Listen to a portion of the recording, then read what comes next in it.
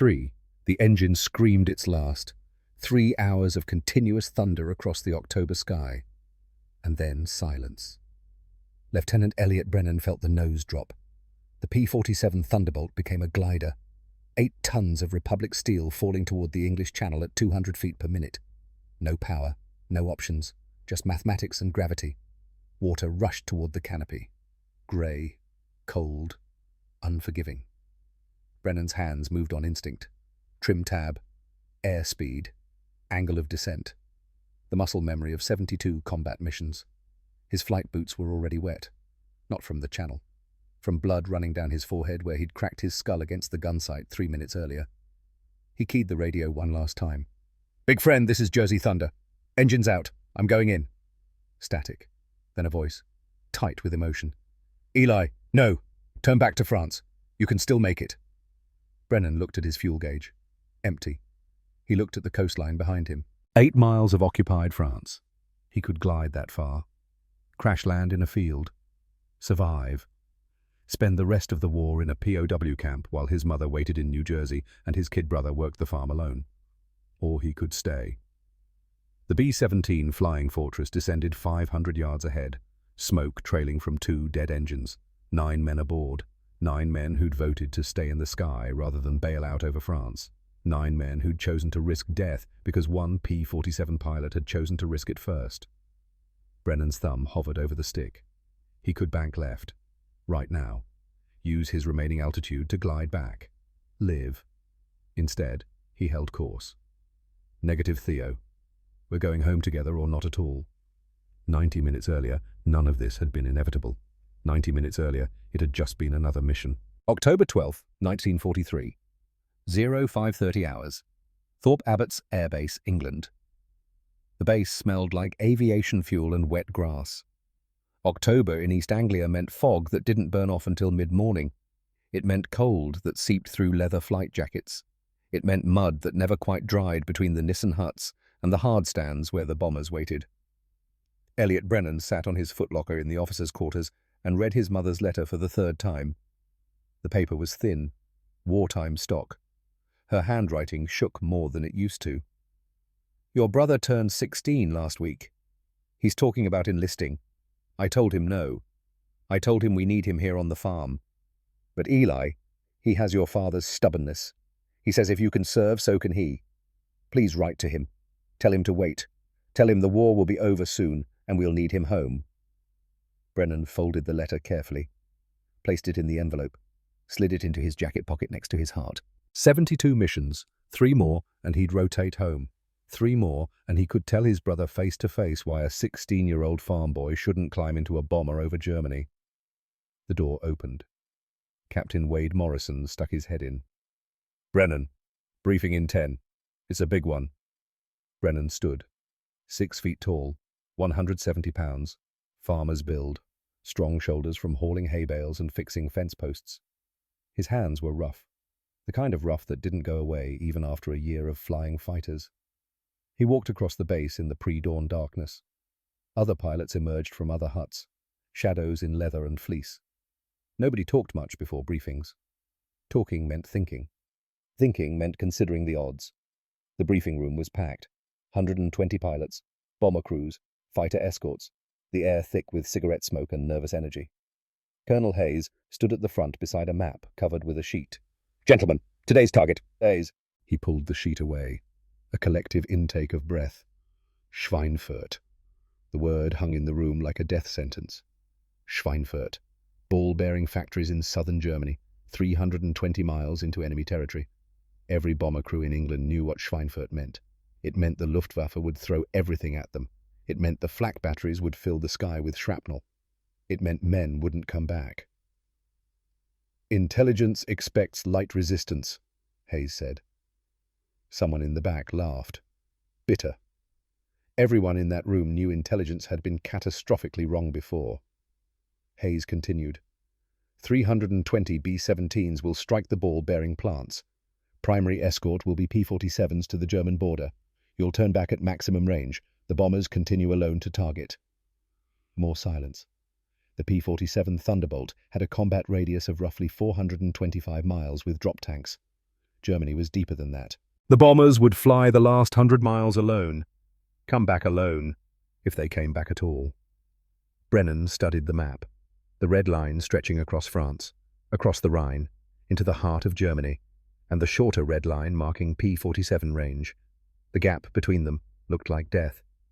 Haze dismissed them. Outside, the sun was rising, pale and cold through the October clouds. Captain Theodore Cross stood by the operations board, checking aircraft assignments. 26 years old, former schoolteacher from Massachusetts. He'd taught 8th grade history before the war. Now he taught young men how to fly 4-engine bombers into hell. His B-17 was tail number 423067. Name painted on the nose, promised return. His wife was 7 months pregnant back in Boston. The baby was due in December. Cross had promised her he'd be home for the birth, hence the name. His crew gathered around him. 10 men. Boys, really. The oldest was 27. The youngest was 19. Lieutenant Preston Whitmore, co-pilot, 22 years old, engineering student from Chicago before the war, brilliant with numbers. Could calculate fuel consumption and bomb trajectories in his head faster than most men could with a slide rule. Cautious by nature. Always ran the numbers twice. Worried constantly, but never let it show to the younger crew members. Sergeant Samuel Mitchell, top turret gunner, 26. Former coal miner from West Virginia. Didn't talk much, shot straight, had ice in his veins when the fighters came. The crew looked to him for stability. Mitchell had seen death before. Underground, in the dark. The sky didn't scare him the way it scared the others. Sergeant Patrick O'Brien, radio operator. 25. Irish immigrant from Boston. Could fix anything with wire and determination. Kept the crew's spirits up with jokes that weren't always appropriate but were always needed. He'd been a mechanic before the war. Worked on radios in a shop on Beacon Hill. His hands were magic with electronics. Sergeant Jack Foster, tail gunner, 23, amateur boxer from Detroit. Fast hands, faster reflexes. Had shot down 3 German fighters in the past month. The tail position was lonely, isolated. 6 hours in a plexiglass bubble with nothing but sky and the occasional fighter trying to kill you. Foster handled it better than most. Corporal Nathaniel Dawson, waist gunner, 19 years old. Farm kid from Iowa, youngest crew member. Still had the eagerness that combat hadn't beaten out of him yet. Mitchell kept an eye on him, made sure the kid didn't do anything stupid. Dawson reminded Mitchell of his younger brother. Same blonde hair, same innocent eyes. Lieutenant Henry Wallace, bombardier, 27, accountant from New York, precise, methodical. Could put a bomb within 50 feet of target from 23,000 feet. Wallace approached bombing the way he approached ledgers. Everything had to balance, every calculation perfect. He was the oldest crew member, married, had a 2-year-old daughter named Emma, and Sergeant Warren Fletcher, ball turret gunner, 20 years old. From a small town in Ohio nobody had heard of. Family was poor, dirt poor. Warren had 5 younger siblings. He sent most of his pay home, kept just enough for cigarettes and the occasional beer. Warren had joined up at 18, lied about finishing high school. The recruiter hadn't checked too carefully. They needed bodies. Warren needed the steady pay. $21 a month as a private, more now as a sergeant, enough to keep his siblings fed. He was the smallest guy on the crew, had to be for the ball turret, 5'6", 135 pounds. Could curl up in that plexiglass sphere beneath the bomber's belly and operate the twin 50 caliber machine guns in any direction. 360 degrees of coverage, 360 degrees of exposure. It was the most dangerous position on the aircraft. If the landing gear failed or the hydraulics got shot out, the ball turret couldn't rotate to the horizontal position, couldn't get the guns out of the way, which meant the gunner couldn't climb out, which meant when the plane landed, the ball turret would be crushed between the belly and the runway. Everyone knew this. Warren knew this. He'd made his peace with it. The ball turret gunners had a saying, "If the gear won't drop, neither will we."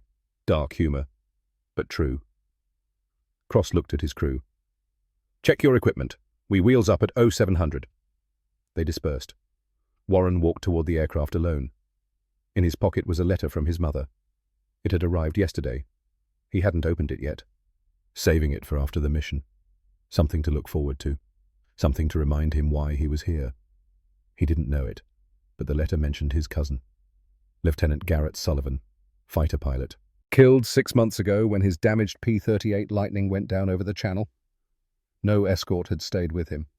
He'd died alone in the water before rescue could arrive. Warren's mother had written, "We're so proud of you both. Garrett would have been glad to know you're up there watching over the bombers. He always said the fighter boys had a duty to bring everyone home." Warren Fletcher wouldn't read those words until after the mission, if he survived. Across the airfield, Elliot Brennan walked the pre-flight on his P-47. Republic P-47 D5 Thunderbolt. Registration 226658.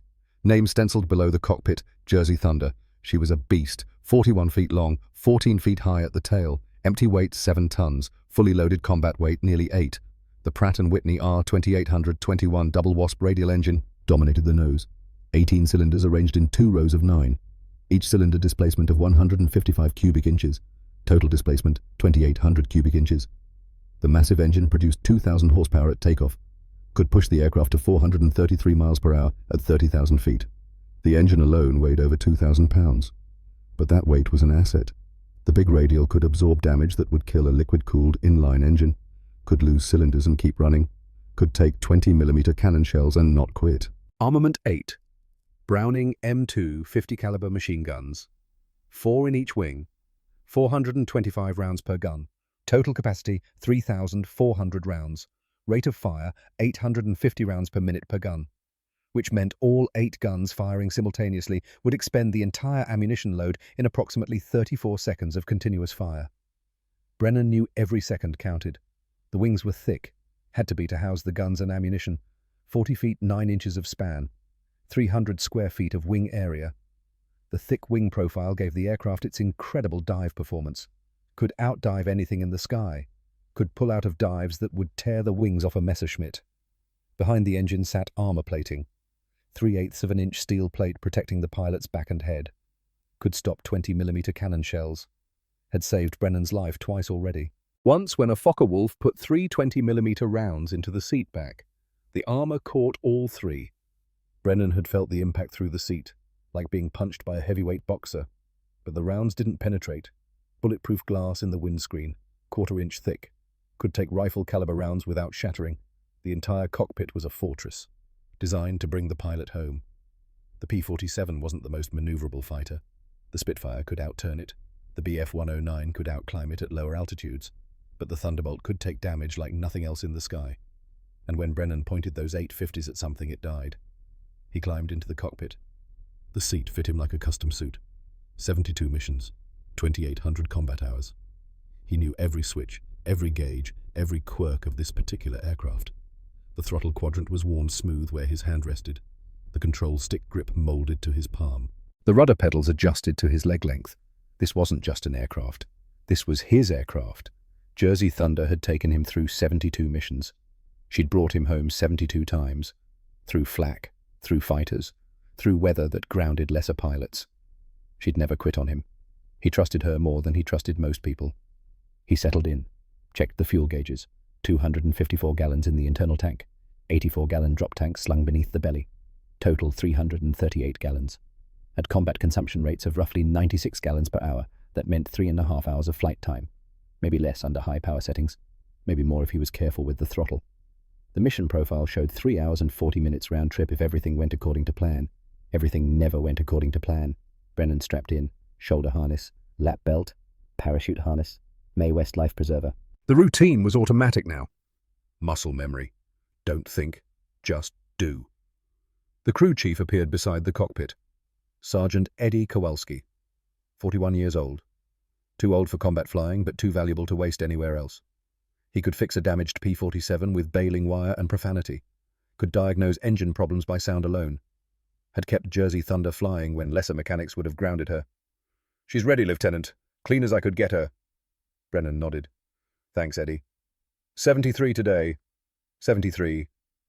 Kowalski paused, wiped his hands on an oily rag. "Then 2 more. Then home." The crew chief slapped the fuselage. "Bring her back, sir." "Always do." But as Kowalski walked away, Brennan thought about Lieutenant Garrett Sullivan. 6 months ago, April 1943, Sullivan had been flying P-38 Lightning Escort over the Channel, a bomber formation returning from France, damaged, struggling. One B-17 took flak hits. Both engines on the left wing destroyed, losing altitude fast. The other escorts turned back, low on fuel. Orders were orders. Don't risk 2 aircraft for 1. Sullivan stayed, circled the dying bomber, fought off 3 Bf-109s until his ammunition ran out, then just flew circles. Guardian Angel with empty guns. The bomber ditched in the channel. The crew got into rafts. Sullivan's P-38 was critically low on fuel, both engines sputtering. He tried to make it back to England, didn't. Both engines quit 12 miles from shore. He ditched, got out of the aircraft. May West inflated, but the water was cold. April cold, 50 degrees, maybe less. The rescue launch took 40 minutes to find him. They pulled Garrett Sullivan's body from the channel. Frozen, blue, still strapped into his May West, 23 years old. 2 missions from rotating home. Brennan had attended the funeral, Arlington of England, the American cemetery near Cambridge. Stood in the rain while they folded the flag. Watched Sullivan's mother accept it with shaking hands. She'd travelled from Virginia, crossed the Atlantic in wartime to bury her son. The funeral had been small. Military honours, a firing squad. Taps played on a bugle that sounded thin and lonely in the English rain. At the graveside, after everyone else had left, Brennan had stayed. Stood there in the mud and rain, stared at the fresh earth, at the temporary marker that would later be replaced with white marble, and made a promise. Never again. He wouldn't leave a damaged aircraft alone. He wouldn't let another pilot die in the channel waiting for rescue that came too late. Orders be damned. Court-martial be damned. Brothers don't abandon brothers. The problem was Brennan had already broken orders 3 times. 3 different missions where he'd stayed with crippled bombers longer than fuel allowed. 3 times he'd barely made it back. Landed with fuel gauges reading empty. Engines coughing on fumes. The first time had been in June. A B-17 with 2 engines out. Brennan had stayed until the bomber reached the channel. Then nursed his own aircraft home on vapor. Landed dead stick. The engine quit as he touched down. The second time was July. Another damaged bomber. German fighters circling. Brennan had driven them off. Used the last of his ammunition, the last of his fuel. Made it back with the fuel pressure gauge bouncing on 0.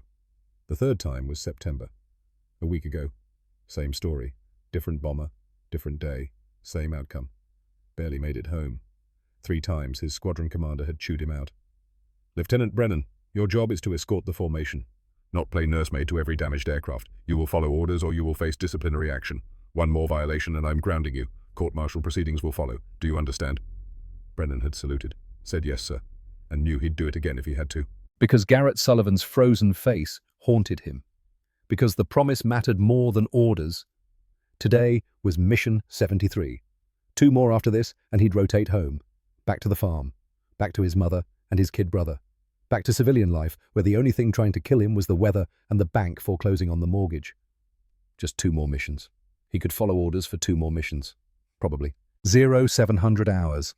Engines roared to life across Thorpe Abbots. 1 by 1. Checklist items called out. Magnetos checked. Oil pressure verified. Hydraulics tested. 320 B-17s prepared to fly into Germany. In the cockpit of promised return, Captain Cross ran through the start-up sequence with Lieutenant Whitmore. Master battery. On. Fuel selectors. All tanks. Mixture. Auto-rich. Mags. Both. Primer. Locked. 1 by 1 the 4 Wright R1820 Cyclone engines coughed to life. 14 cylinders each. 1,200 horsepower each. The noise was deafening even through the leather helmet. The engines were old technology. Radial. Air-cooled. Reliable but not powerful by modern standards. Each engine weighed over 1,100 pounds. Together with the airframe fuel bombs, ammunition and crew promised return, weighed 65,000 pounds at takeoff. 65,000 pounds had to be lifted into the air and hauled across Germany and back. It took all 4 engines working in perfect harmony to make that happen. In the ball turret, Warren Fletcher settled into position. The turret was cramped, designed for someone his size but still uncomfortable. Knees bent, back curved, the twin 50 calibers between his legs, ammunition feeds running up to the racks in the fuselage above. The plexiglass sphere gave him an incredible view. Straight down, 360 degrees of rotation. He could see the ground rolling beneath them, could see enemy fighters coming from below, could engage targets other gunners couldn't reach. But he was exposed, completely exposed.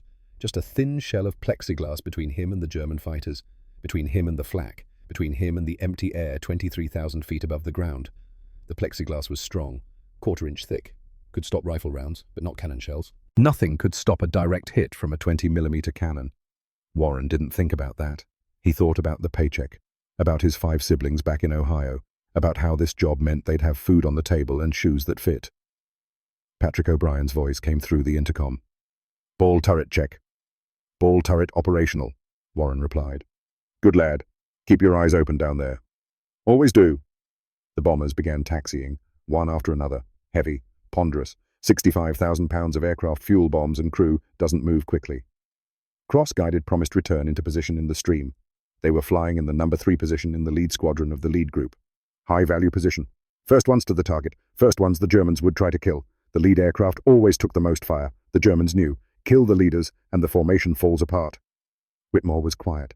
His hands moved through the checklist, but his mind was elsewhere. Calculating. Always calculating. Fuel load 2,800 gallons. Burn rate 200 gallons per hour at cruise. Mission time 3 hours 40 minutes. Margin 260 gallons. Not much. Not if they hit headwinds. Not if they had to take evasive action. Not if anything went wrong. "You okay, Preston?" Cross asked. "The numbers are tight, sir." "Numbers always are." "I know. Just, we'll be fine. We've done this 18 times. 19. Right, 19. One more time."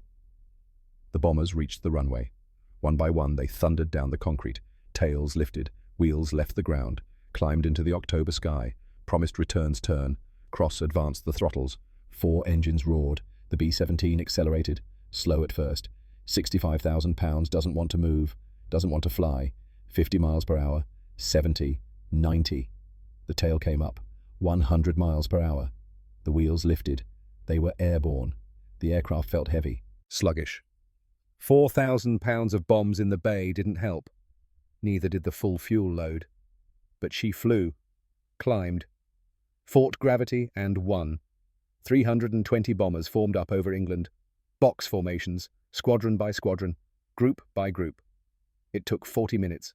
40 minutes of careful flying while everyone found their position in the massive aerial armada. The formations were tight, wingtip to wingtip, close enough to see the faces of pilots in adjacent aircraft.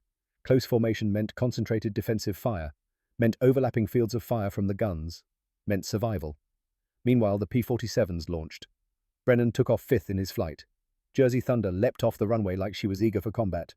The R-2800 pulled them skyward at 2,500 feet per minute. The climb was exhilarating, like riding a rocket. The power, the noise, the sense of purpose. He climbed to 25,000 feet. Rendezvous altitude. Below the bomber stream stretched for miles. 320 aircraft in tight formation. It was beautiful in a terrible way. All that American industrial might gathered in one place. All those young men flying into fire. Each bomber carried 10 men. 3,200 souls flying to Germany. Not all of them would come back. The P-47 escort formed up. 48 Thunderbolts. Their job protect the bombers until they reached maximum range. Then turn back. Leave the bombers to continue alone.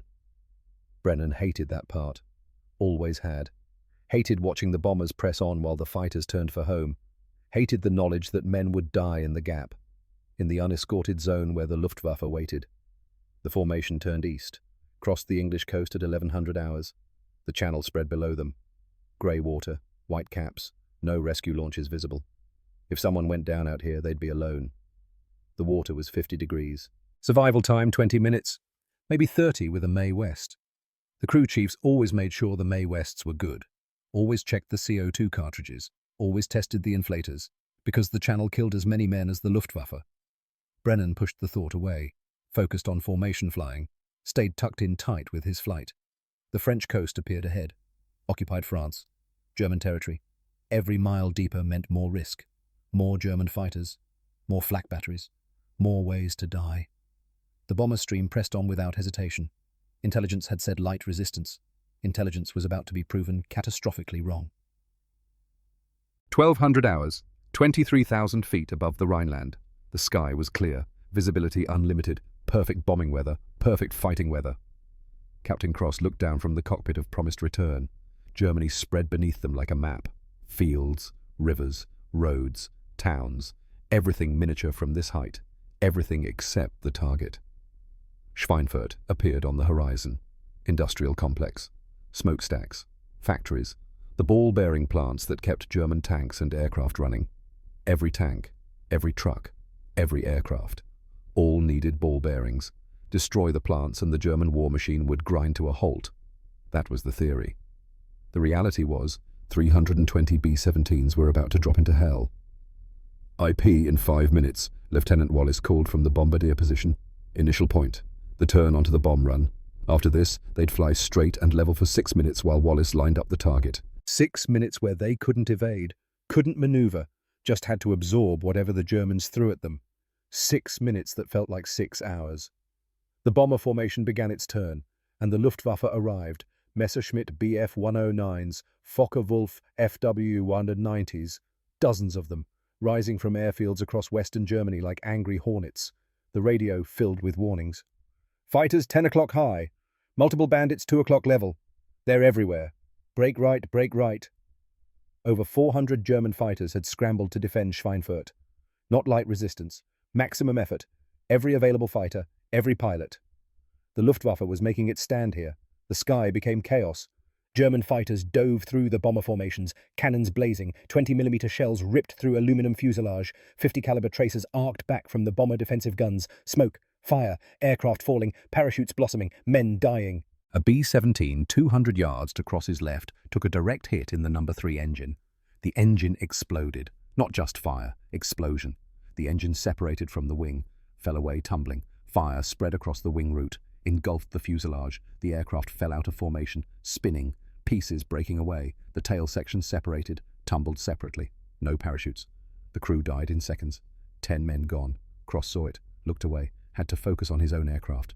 Couldn't help them, couldn't save them, could only fly the mission. Another bomber ahead burst into flames. This time men jumped. Parachutes blossomed. 1, 2, 5, 7, 8. They drifted down toward Germany in captivity. Better than death. Barely. The P-47 escorts engaged. Brennan saw a Bf-109 diving toward a struggling bomber. Textbook attack. High side. Deflection shot. The German knew what he was doing. Brennan rolled inverted, pulled through, came out behind the German fighter. Not ideal position. Not a firing solution yet. But closing. Distance 800 yards. Too far. He advanced the throttle. The R-2800 responded instantly. 2,000 horsepower, all of it available on demand. The gap closed. 600 yards. 500. The German pilot saw him. Broke right. Standard evasion. Brennan anticipated. Led the turn. Cut the corner. Geometry instead of aerodynamics. 400 yards. 300. The German pilot was good. Very good. He reversed. Snap roll left. Pulled hard. 6 Gs. Maybe 7. The Bf-109 could handle it. Designed for high G maneuvers. Brennan followed. The P-47 groaned. Protested. The airframe wasn't designed for this. But it held. The wings didn't fold. The rivets didn't pop. 8 tons of fighter following a 3-ton interceptor through maneuvers that should be impossible. 200 yards. 150. The German made a mistake. Pulled too hard. Too tight. The Bf-109 shuddered. On the edge of a stall. Lost energy. Lost speed. Brennan didn't make that mistake. Stayed controlled. Patient. Waited for the shot. 100 yards. Now. He pressed the trigger. All 8 guns erupted. The sound was apocalyptic, even through the leather helmet. The aircraft shuddered. Deceleration from the recoil was immediate. 50 pounds of lead per second, leaving the guns at 2,800 feet per second. The combined recoil force was over 2,000 pounds, like hitting the brakes on a car going 400 miles per hour. But the effect on the target was worse. Tracers converged on the Bf-109. 1 in every 5 rounds was a tracer, which meant for every glowing streak Brennan could see, 4 more rounds were invisible, doing damage, tearing metal, breaking things, hits, solid hits. The Bf-109's canopy shattered. Pieces of metal tore away from the fuselage. The engine cowling disintegrated. White coolant sprayed from the radiator. Glycol. The Daimler-Benz liquid-cooled engine needed it to function. Without coolant, the engine would overheat in minutes. The Bf-109 rolled inverted. Dove away, trailing smoke. Pilot slumped in the cockpit. Maybe dead. Maybe unconscious. Maybe just hoping to get away. Brennan didn't follow. Didn't need to confirm the kill. The bomber was what mattered. Always the bomber. He pulled back up into position. The bombers reached the target. Bomb bay doors opened. The formation flew straight and level into a storm of flak. Black puffs filled the sky. 88mm anti-aircraft shells. Radar-guided. Altitude fused. Deadly accurate. Each shell contained a pound of high explosive surrounded by jagged steel fragments. When the shell detonated, the fragments spread in a sphere. Anything within 50 feet took damage. The formation was flying through hundreds of shells per minute. Shrapnel ripped through aircraft. A piece of metal the size of a dinner plate punched through Promised Return's left wing, missed the fuel tank by 18 inches. If it had hit the tank, they'd be burning right now, falling right now, dying right now. 18 inches.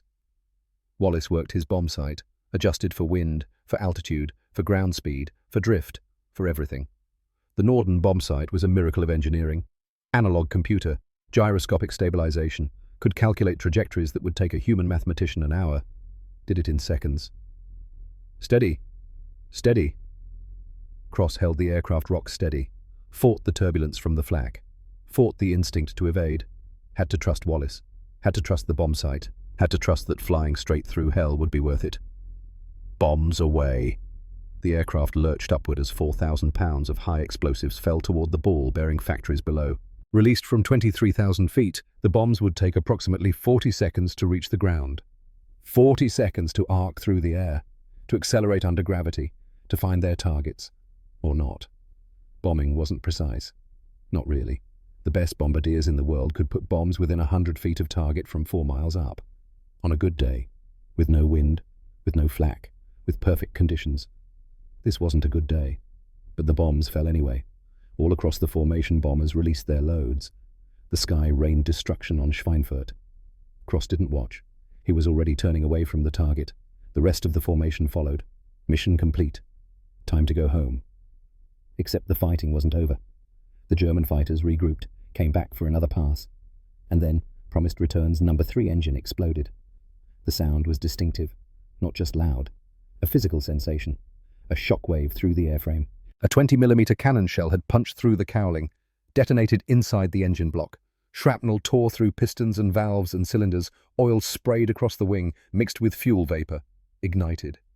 Fire. Cross felt the aircraft lurch. The control yoke shuddered in his hands.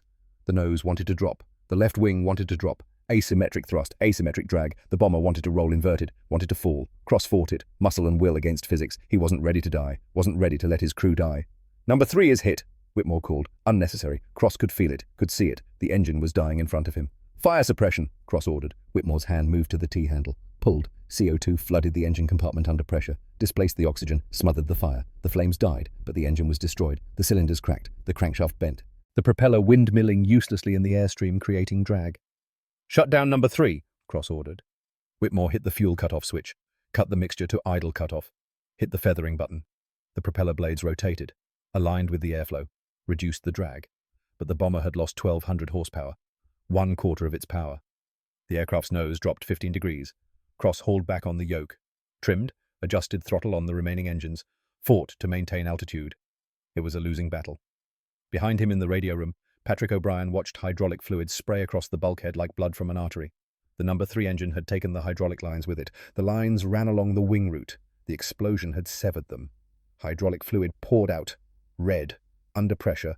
The system was bleeding to death. "Hydraulics failing," he reported, voice calm, professional. But his hands shook as he stuffed rags into the holes, trying to stop the bleeding, knowing it was futile. Without hydraulics, systems failed. Gun turrets couldn't rotate. Bomb bay doors couldn't operate. Landing gear couldn't extend. The aircraft was crippled. Promised Return was dying, and they were still 140 miles from England. Cross looked at the altitude indicator. 22,000 feet and dropping. 200 feet per minute. Steady. Inexorable. Looked at the airspeed. 160 miles per hour and decreasing. The drag from the damaged engine. The reduced power from 3 engines instead of 4. Looked at the vertical speed indicator. The needle pointed down. Didn't waver. He did the math in his head. Basic physics. Time, distance, rate of descent. At 200 feet per minute descent, they'd lose 22,000 feet in 110 minutes. 110 minutes from now, they'd be at sea level. But England was 140 miles away. At 160 miles per hour, ground speed, that was 52 minutes of flight time. Except they were descending. As they descended into denser air, they'd slow down. Drag would increase. Ground speed would decrease. Maybe 60 minutes. Maybe more. They'd be in the water long before they reached England. "Preston," Cross said quietly. "Calculate our survival radius." Whitmore's hands moved across his navigation charts. Pencil scratching numbers, equations, variables, constants. The answer came back 30 seconds later. Whitmore's voice was tight, controlled. But Cross could hear the fear underneath. "Captain, at current descent rate and airspeed, we'll be at sea level in 110 minutes. That puts us approximately 40 miles short of the English coast." Can we maintain altitude on 3 engines? Whitmore didn't answer immediately. Checked the power settings, the weight, the drag, the numbers. Negative, sir. Not with combat damage and the bomb bay doors stuck open. We need all 4 engines to maintain altitude at this weight. Cross nodded slowly, looked out at the formation. The other bombers were pulling away. Standard procedure. 1 damaged aircraft couldn't compromise the entire group. The mission came first, always. Formation integrity, mutual defense, survival of the many over the one. He understood. He'd have given the same order if the roles were reversed. Promised return fell behind the formation, alone, damaged, bleeding altitude like blood. Above them, 3,000 feet higher, Lieutenant Elliot Brennan saw it happen, saw the engine explode, saw the fire, saw the bomber fall behind. His fuel gauge showed 58 minutes remaining. The bomber was 140 miles from England. At the bomber's current speed, maybe 160 knots, that meant roughly 52 minutes of flight time. 6-minute margin, except the bomber was descending. Slowing, the time would stretch, maybe to 60 minutes, maybe more. Brennan looked at his fuel gauge again, did the math, knew what it meant. He looked at the crippled bomber, looked back toward England where his squadron was forming up to return to base. The radio crackled. All escorts RTB, fuel critical. Bombers are on their own. Repeat, all escorts return to base. The other P-47s broke formation, turned west, headed home, following orders, doing what they were supposed to do. Brennan looked at the bomber one more time, thought about Garrett Sullivan dying alone in the channel, frozen, blue, waiting for rescue that came too late. Thought about the promise he'd made at the graveside, in the rain, in the mud, alone with the dead, never again. Thought about the court-martial he'd face if he disobeyed orders again. 4th violation, no more warnings, grounded, possibly dishonorably discharged. Thought about the 9 men aboard that crippled B-17. 9 strangers. 9 men he'd never met. 9 lives. He keyed his radio. Big friend, this is Jersey Thunder. I have you visual. I'm staying with you. A pause. Surprise. Then Captain Cross's voice. Jersey Thunder, you should head home with the others. We'll be fine. Brennan watched the bomber trailing smoke, watched it sink lower in the sky, watched it die slowly. Negative, big friend. You've got a long way to go. You'll need an escort. Jersey, you don't have the fuel. I have enough. I'm not going anywhere. It was a lie. They both knew it. The math didn't work. The fuel didn't work. Nothing worked. But sometimes lies were kinder than mathematics. Sometimes honor mattered more than survival. Brennan banked away from the formation, away from his squadron, away from England and safety and orders and everything that made sense, toward 1 damaged bomber and 9 men who needed him. He checked his fuel gauge one more time. 58 minutes. 140 miles. The math didn't work. Not even close. But Elliot Brennan had made a promise to a dead man 6 months ago, and he intended to keep it, even if it killed him. 23,000 feet above the Rhineland, 135 miles from the English coast, 1 damaged B-17 Flying Fortress falling behind its formation, 1 P-47 Thunderbolt that shouldn't be there. Lieutenant Elliot Brennan settled into position 500 yards above and behind promised return. High guard, eyes scanning the sky in constant sweeps, left to right, high to low, searching for threats. His thumb rested on the gun trigger. Light pressure. Ready. 8 Browning M2 50 caliber machine guns loaded and ready. 3,400 rounds when he'd taken off. He'd already expended 600 rounds over Schweinfurt. That left 2,800 rounds remaining. 28 seconds of firing time. Maybe less if he wasn't careful with trigger discipline. 28 seconds to protect 9 men for the next hour. The fuel gauge read 56 minutes. 2 minutes burned since his decision to stay. 2 minutes closer to running dry over the channel. 2 minutes closer to death. Brennan pushed the thought away, focused on the tactical situation. Stay alert. Stay alive. Keep the bomber alive.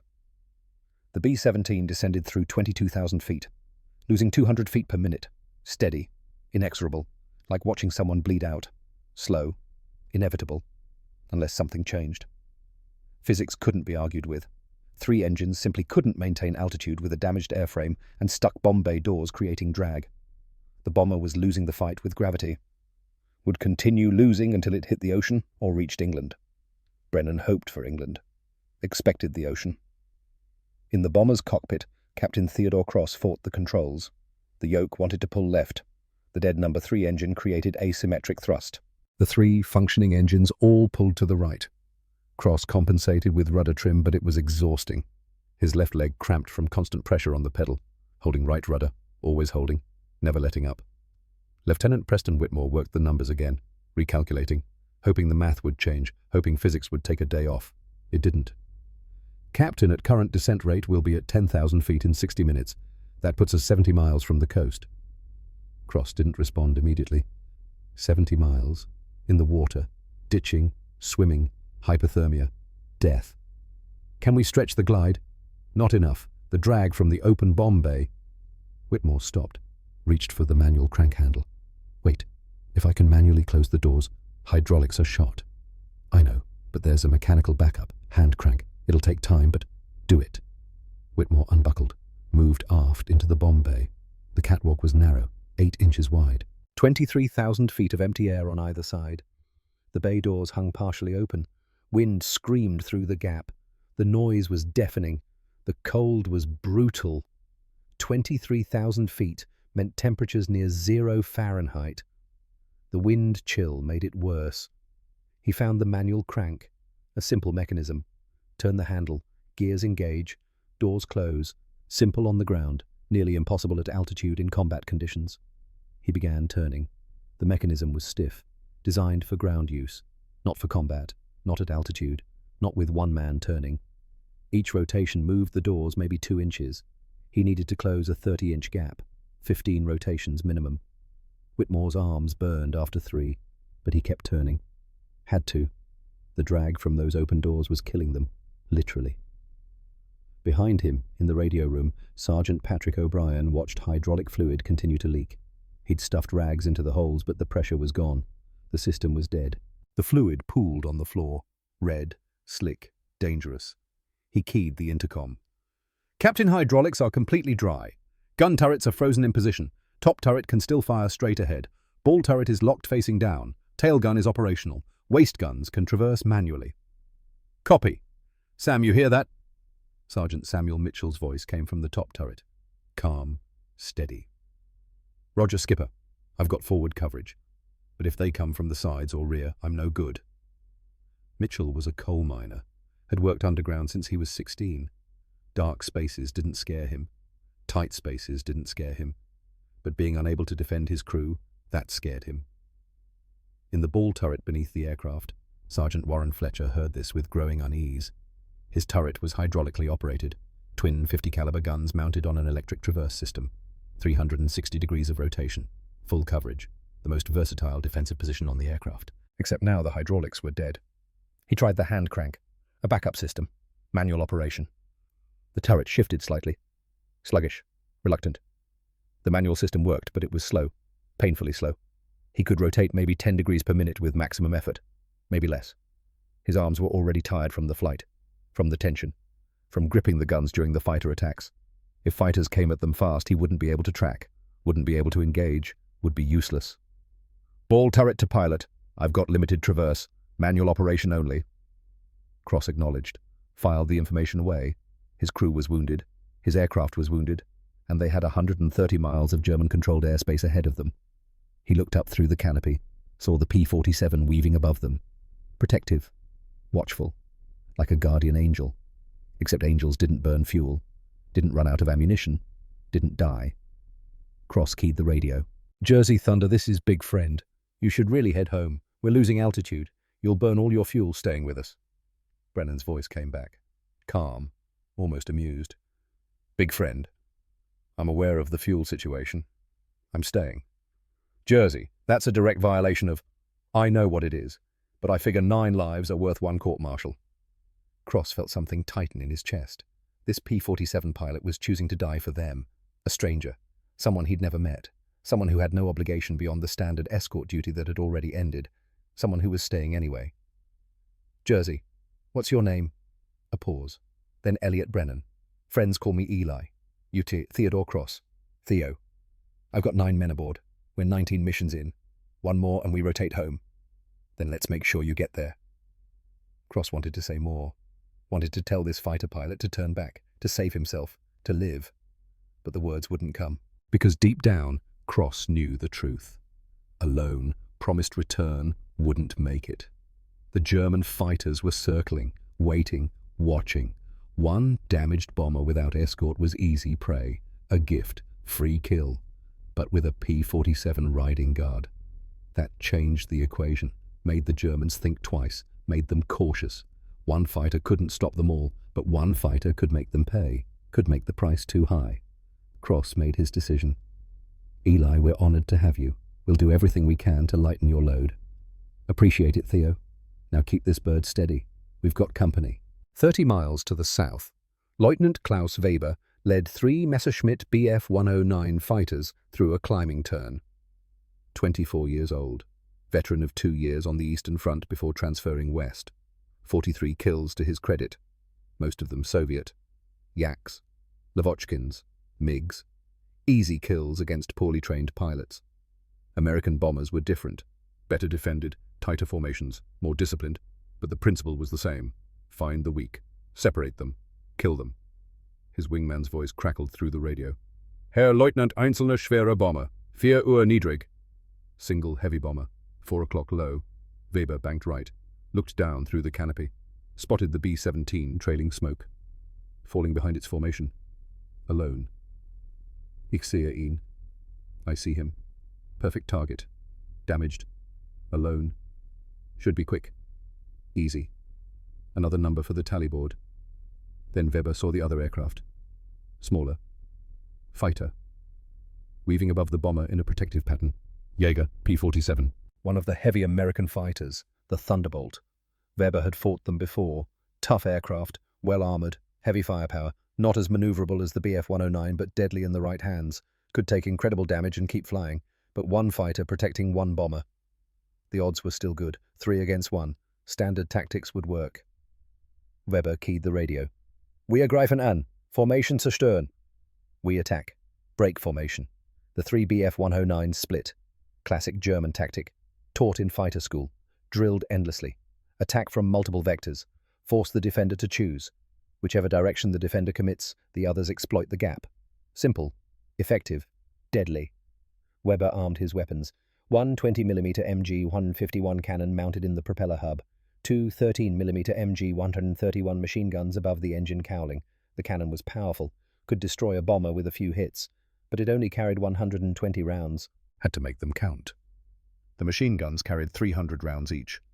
Better for sustained fire, better for tracking, better for finishing wounded prey. Distance to target 8 kilometers. He pushed the Daimler-Benz DB605 engine to full combat power, 1,475 horsepower. The Bf-109 accelerated smoothly, responsive, eager. Closure rate 200 miles per hour, 4 minutes to contact. Weber watched the American fighter, waiting to see how he'd react. Good pilots revealed themselves immediately, by their choices, by their positioning, by how they flew. Brennan saw them coming. 3 contacts. 2 o'clock high, 12,000 yards, descending fast. Bf-109s. Identifiable by the narrow fuselage and inverted gull wings. Fast, deadly, flown by pilots who'd been doing this longer than most American pilots had been in uniform. The fighters split formation, 1 high right, 1 high left, 1 straight in, smart, professional. This wasn't some rookie mistake. This was textbook German tactics. Force him to commit to one threat, leave the others open. Brennan made his choice. The center aircraft, the leader. Take him out of the fight, and the others might lose coordination, might hesitate, might break off. He advanced the throttle. The R-2800 responded instantly, 2,000 horsepower, all of it available. The P-47 surged forward, climbed, positioned. The Bf-109 in the center saw him coming. Good. That was the point. Make him react. Make him defensive instead of offensive. Protect the bomber by threatening the attacker. Distance closed. 8,000 yards. 6,000. Brennan checked his instruments. Fuel, 54 minutes. Ammo, 2,800 rounds. 28 seconds of firing time. Every burst had to count. No wasted ammunition. No spray and pray. Precision, discipline, economy. 4,000 yards. The Bf-109 opened fire. Too far. The 20mm shells fell away long before reaching Jersey Thunder. Tracers arced through empty sky. Wasted ammunition. Rookie mistake number Weber was testing, trying to make Brennan flinch, trying to provoke a reaction. Brennan didn't bite, stayed patient, waited. Discipline. 3,000 yards. The Bf-109 broke left. Standard evasive. Brennan anticipated it. He'd seen this move before. Led the turn. Cut the corner. Geometry instead of physics. 2,000 yards. The German pilot was good. Very good. He reversed the turn. Snap roll right. Pulled hard. 6 Gs. Maybe 7. The Bf-109 was built for this. Light. Agile. Could turn inside almost anything. But Brennan wasn't trying to outturn him. Was using energy. Using power. The P-47 couldn't turn with a 109, but it could dictate the terms of engagement. 1,500 yards. The Bf-109 dove. Classic escape maneuver. Use gravity. Build speed. Separate. Brennan rolled inverted. Pulled through. Came out behind and below. Perfect position. The German had just made his first real mistake. 1,000 yards. 800. Now. Brennan pressed the trigger. 1 second burst. All 8 guns erupted simultaneously. The sound was like thunder. The recoil violent. The aircraft shuddered, slowed perceptibly from the force. Tracers converged on the Bf-109. 50 rounds in 1 second. 40 of them invisible. 10 tracers showing the way. Hits. Solid hits. He saw them, felt them, knew them. The Bf-109's canopy shattered, exploded into fragments. The pilot's head snapped back. Hit. Maybe. Probably. Metal tore away from the engine cowling. Pieces spinning off into the slipstream. The propeller blade cracked, disintegrated. The whole propeller assembly came apart under the impact of 50 caliber rounds. White coolant sprayed from the radiator. Glycol. The Daimler-Benz liquid-cooled engine needed coolant to function. Without it, the engine would overheat in minutes. Seize. Die. The Bf-109 rolled inverted, dove away trailing smoke and coolant, damaged, maybe dying, out of the fight. 1 down. Brennan checked his ammo counter. 2,600 rounds, 200 expended, 2 seconds of firing, 1 aircraft damaged or destroyed. Good ratio, but not good enough. 26 seconds left, more fighters coming. He looked for the other 2 Bf-109s. Found them immediately. Both had broken off the attack, climbing away, regrouping at 25,000 feet, watching, assessing, revising their tactics. They'd expected an easy kill, expected an average pilot, expected standard responses. Found a fighter pilot who knew what he was doing instead. Found someone who'd been doing this for 72 missions. Found someone who understood energy management and geometry and when to shoot and when to wait. The 2 remaining Bf-109s circled, watching, waiting for an opening. Brennan maintained position above promised return, weaving, S-turns, maximum visual coverage, never steady, never predictable, always scanning. The fuel gauge read 51 minutes, 3 minutes burned in 1 engagement, quick fight, efficient, but 3 minutes gone. He did the math. 130 miles to the coast. The bomber's speed was decreasing as it descended into denser air. Maybe 150 knots now. Ground speed maybe 130 knots with headwinds. 130 miles at 130 knots equals 60 minutes. He had 51 minutes of fuel, 9 minutes short. And the bomber was still descending. The time estimate would increase. The fuel wouldn't. The 2 Bf-109s made another pass, half-hearted, testing, probing for weakness. Brennan maneuvered to intercept, positioned aggressively. The Germans saw him, broke off again. Not worth it. Not yet. After the 3rd feint, they departed entirely, heading east, back to their airfield, probably low on fuel themselves, or ammunition, or both. Brennan watched them go, felt no triumph, just relief, temporary relief. More would come. They always came. He keyed the radio. "Big friend bandits are departing. You're clear for now." Cross's voice came back. "Good shooting, Jersey. Thank you." "Don't thank me yet. We've got a long way to go." Long way. Understatement. Brennan checked his position. 110 miles from the coast. Fuel 48 minutes. The math was getting worse. Inside promised return, the crew began to process what had just happened.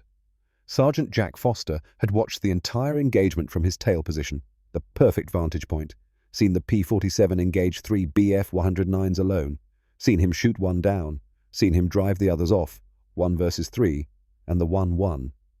"Skipper, that P-47 pilot is either crazy or the best damn fighter jock I've ever seen."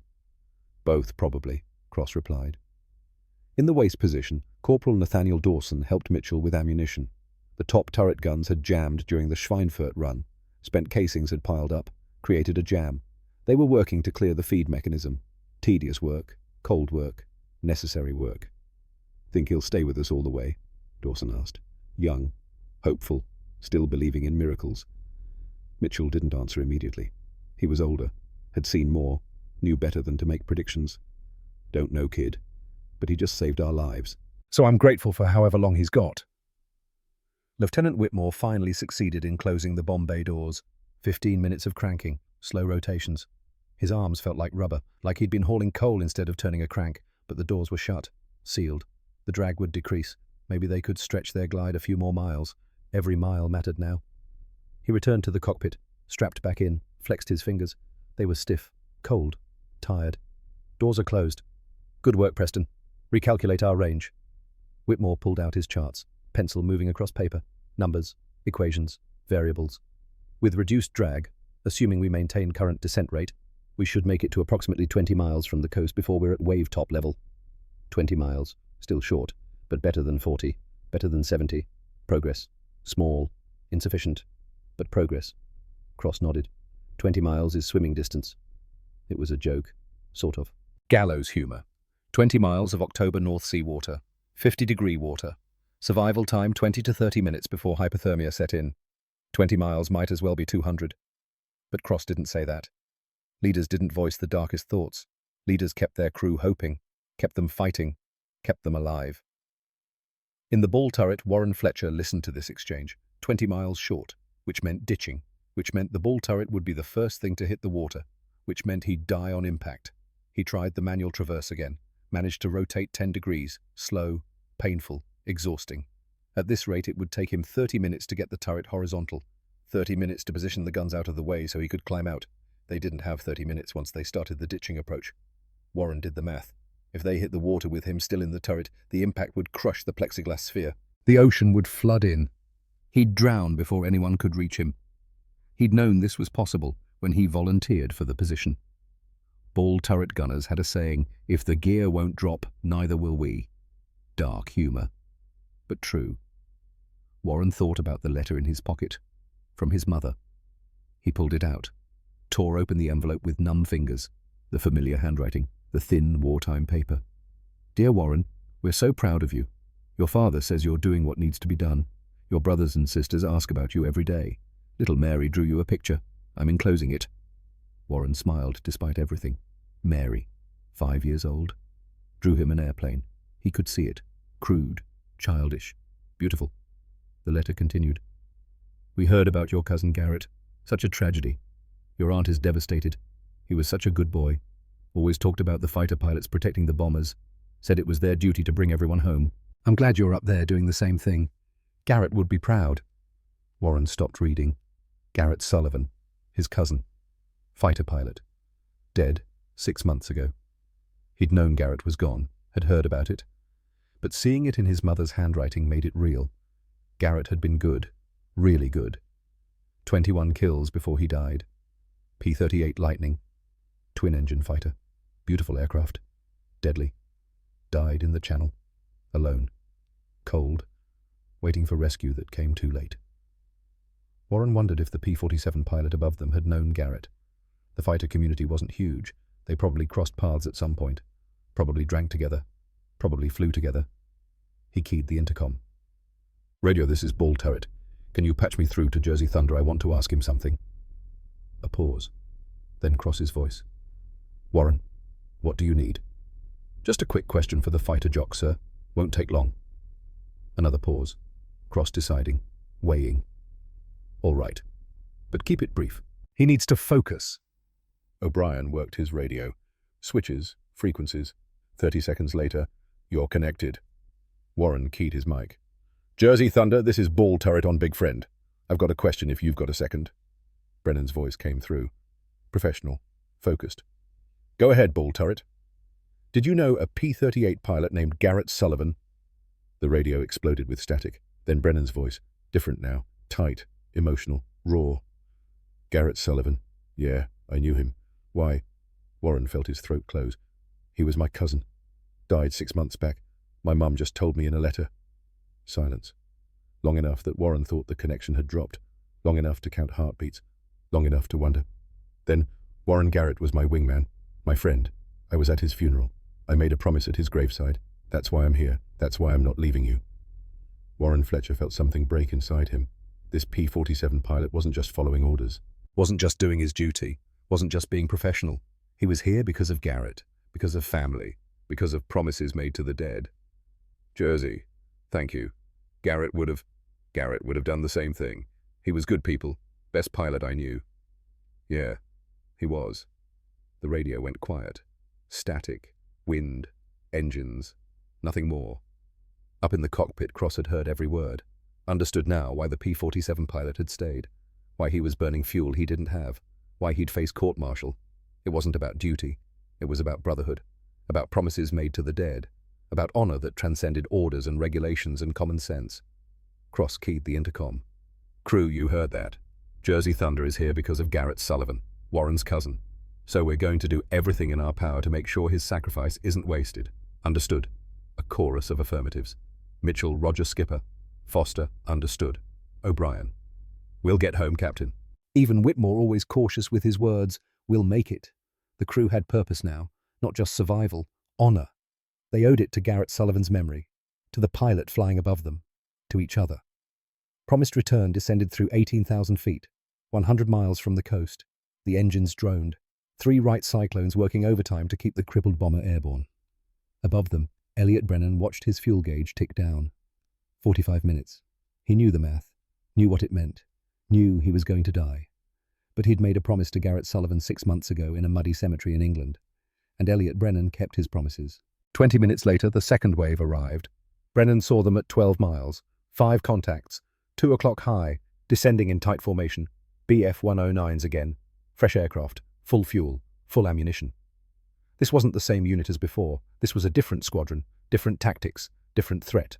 This time, they weren't probing, weren't testing. This was a coordinated strike, professional, deadly. Leading them was Hauptmann Fritz Müller, 31 years old, veteran of the Battle of Britain, 58 confirmed kills, one of the Luftwaffe's top aces, respected, feared, legendary. He'd heard the radio chatter about the single P-47 protecting a damaged bomber, had decided to investigate personally. 5 aircraft against 1 should be routine, quick, easy. But Müller was thorough, professional. He studied the American fighter's tactics as his formation closed, watched how he flew, how he positioned, how he reacted. The P-47 wasn't circling randomly, wasn't wasting energy. He was flying a precise pattern, S-turns above and behind the bomber, maximum visual coverage, optimal positioning to intercept threats from any angle, professional, disciplined, experienced. Müller respected that. Professionalism recognized professionalism regardless of nationality, regardless of which side of the war you were on. He keyed his radio. Achtung, der Armee ist erfahren. Koordiniert angreifen. Attention. The American is experienced. Coordinated attack. The 5 BF-109s split into elements. 2 high right, 2 high left, 1 center. Classic hammer and anvil. Force the defender to commit to one element, then strike from the opposite side. Textbook. Proven. Effective. Distance 10 kilometers. 8 minutes to contact at current closure rate. Müller armed his weapons, checked his ammunition count. Full load, 120 cannon rounds, 600 machine gun rounds, more than enough to kill 1 fighter and 1 bomber. Brennan saw the formation split and knew he was in trouble. 5 versus 1. Multiple attack vectors, coordinated tactics, professional execution. He couldn't cover everything. Physics wouldn't allow it. Geometry wouldn't allow it. He'd have to choose. Commit to one element, hope the others didn't press their advantage, hope luck favored him. Hope wasn't a strategy, but it was all he had. The fuel gauge read 42 minutes. The ammunition counter read 2,600 rounds. 26 seconds of firing time. He needed to make every burst count. No wasted shots, no panic firing. Precision. The 2 BF-109s on the right dove first. Feint attack, drawing his attention, making him commit, making him choose. Brennan didn't bite. Stayed centered, waited, patient, disciplined. The 2 on the left followed 3 seconds later. Also feint, also testing, probing for reaction. The center aircraft, the leader, came straight in. Fast. No deviation, no tricks. Just speed and aggression and skill. That was the real threat. The leader. Always the leader. Brennan rolled right, pulled hard. 6 Gs compressed his body into the seat. Vision greyed at the edges from the acceleration, blood draining from his brain. He fought it, tensed his legs, tightened his core, forced blood back up, maintained consciousness. The center BF-109 tracked him. Adjusted. Compensated. Skilled pilot. Very skilled. This wasn't some rookie. This was someone who knew what they were doing. They merged head-on, both aircraft firing, 20mm cannon shells from the BF-109, 50 caliber bullets from the P-47. Combined closing speed 700 miles per hour. Time to impact 2 seconds. Time to live or die less. Brennan pressed the trigger. 1 second burst. 8 guns roaring, tracers reaching out, finding, Hitting. He saw hits, saw the Bf-109's propeller shatter. 3 blades. One broke off completely, spun away, tumbling. The other 2 bent, warped, created massive vibration. The engine cowling tore away, pieces flying off into the slipstream. But the German didn't break off, didn't flinch, kept coming, firing, professional to the end. They flashed past each other, wingtip to wingtip, 50 feet separation, close enough to see the pilot's face, close enough to see his eyes, wide, focused, alive. Brennan pulled up, climbed, looked back. The Bf-109 was trailing smoke but still flying, damaged, wounded, but not dead, not yet. The pilot was good, very good, had absorbed damage that would kill most aircraft and kept flying. No time to celebrate, no time to confirm. The other 4 were attacking, 2 from the right, 2 from the left. Hammer and anvil, textbook execution. Brennan banked toward the right element, intercepted their attack angle, fired a 2-second burst, longer than he wanted, but necessary. Had to stop them. One Bf-109 broke away immediately, smoke from the wing root, hit, damaged, out of the fight. But the 2 from the left had a clear run at promised return. No interference, no protection. Open shot. Brennan heard Cross on the radio. "Bandits inbound, 8 o'clock." Mitchell in the top turret swung his guns manually. The hydraulics were dead. Had to use muscle. Had to force it. Slow, too slow. The Bf-109s closed to 600 yards, opened fire, cannon and machine guns, tracers arcing through the sky. 20mm shells walked across promised return's left wing, punched through aluminum, exploded inside. Each shell carried a pound of high explosive. Each detonation tore metal, shredded structure, destroyed. The number 2 engine, the engine that had been damaged over Schweinfurt, but still running, limping, surviving, not anymore. The cannon shell detonated inside the cylinder block. Superheated metal fragments tore through pistons, through valves, through the crankcase, through everything. Fire erupted from the cowling, orange, bright, consuming. Whitmore's hand moved automatically. Muscle memory, training, hit the fire suppression system, pull the T-handle. CO2 flooded the engine compartment under pressure, displaced oxygen, smothered flames. The fire died, but the engine was destroyed. Cylinders cracked, crankshaft bent, propeller frozen, useless.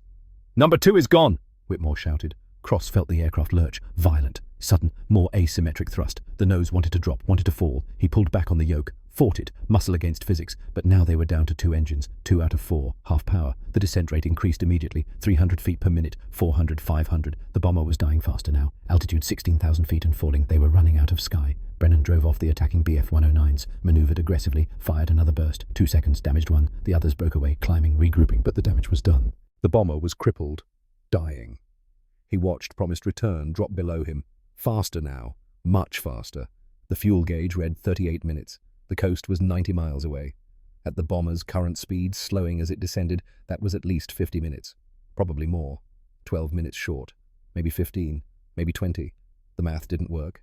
The numbers didn't add up. Physics was undefeated. Brennan keyed the radio. "Big friend status." Cross's voice was strained, tight, controlled but barely. "Lost number 2. Down to 2 engines. Descent rate 400 feet per minute. We won't make the coast." "How far short?" A pause, while Whitmore calculated. Pencil scratching, numbers flowing. 40 miles short, maybe more if we keep losing altitude this fast. Brennan looked at his fuel gauge. Looked at the bomber falling below him. Looked back toward England. 8 miles of French coastline behind them. He could turn back now. Glide to France. Crash land. Survive. POW camp, but alive. Or he could stay. Stay and run out of fuel over the channel. Ditch in 50-degree water. Hope rescue found him before hypothermia did, before he froze like Garrett. He thought about his mother, about his kid brother, about the farm, about going home. Thought about Garrett Sullivan, frozen, blue, dead because no one stayed. Thought about 9 men in that bomber, 9 strangers who'd become brothers. It wasn't really a choice. Brennan advanced the throttle, dove to catch up with the descending bomber.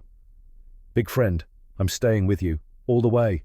Cross's voice broke, cracked, emotion bleeding through. "Eli, you don't have the fuel." "I know. You'll die." "Maybe. But you won't die alone, and that makes the difference." Warren Fletcher heard this from the ball turret. Tears ran down his face, froze on his cheeks in the cold air. This man, this stranger, was choosing death so they wouldn't face it alone, because of Garrett, because of brotherhood, because some men measured life not in years, but in promises kept. The Bf-109s regrouped at 20,000 feet, 5 aircraft, all damaged to varying degrees.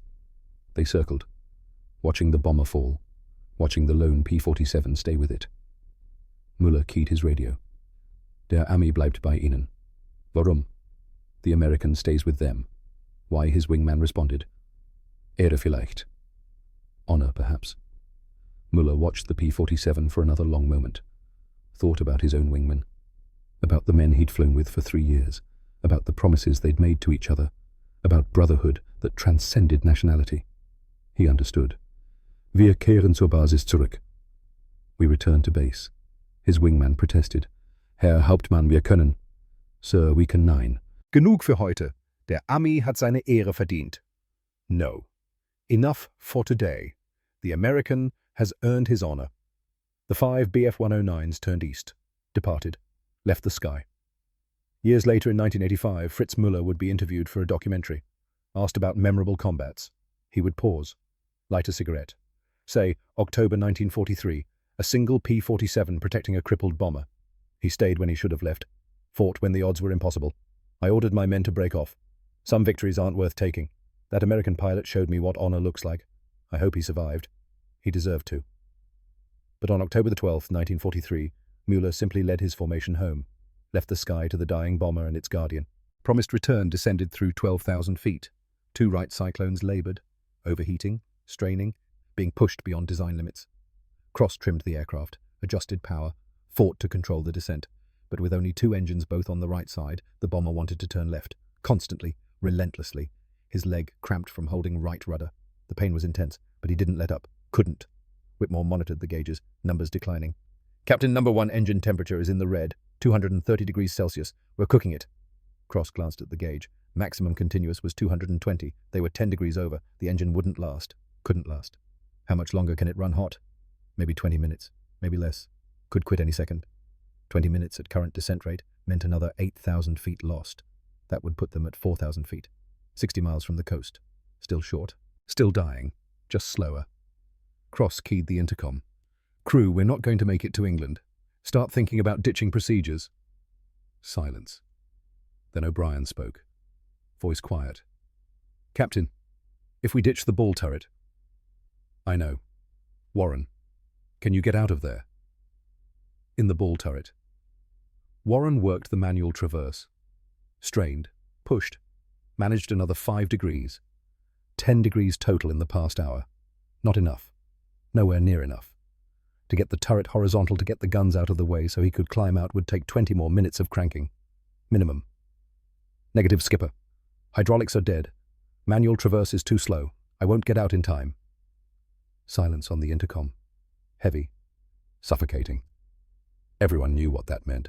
Warren Fletcher would die in the ball turret. Crushed when they hit the water. Drowned. Gone. 20 years old. 5 siblings waiting for him at home. A mother who wrote letters. A father who was proud. All of it ending in a plexiglass sphere beneath a dying bomber. Whitmore spoke quietly. Captain, we could try to get him out now. 5 of us working together. Manually crank the turret horizontal. It would take 30 minutes of hard work, but we could do it before we ditch.